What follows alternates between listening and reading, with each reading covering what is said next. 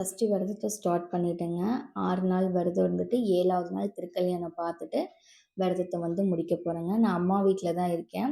Coming Sunday போல தான் அங்க நான் சென்னைக்கு கிளம்பி போவேன். ஸோ, இங்க தான் விரதத்த நான் ஸ்டார்ட் பண்ணியிருக்கேன்.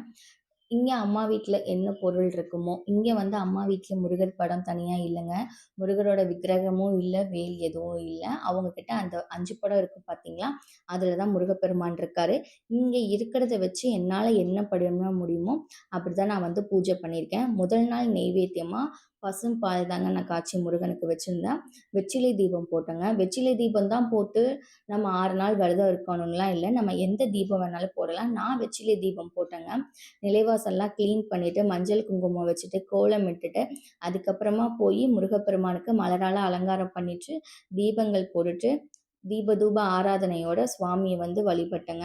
ஒரு விஷயத்த நம்ம மனசுல நெனச்சுக்கிட்டு, கடவுளுக்காக நம்ம உண்மையா இருக்கிறோம் அப்டின்னா, கடவுள் கண்டிப்பா நமக்கு அந்த விஷயத்த செய்வாரு அப்டிங்கிற விஷயத்த நான் ரொம்பவே நம்புறேன்.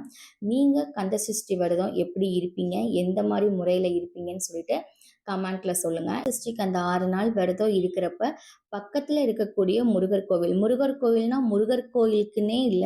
அங்க முருகர் தனியா ஒரு இதுல இருந்தாலும் நம்ம போய் சுவாமி கும்பிட்டுட்டு வர்றது ரொம்ப நல்லது.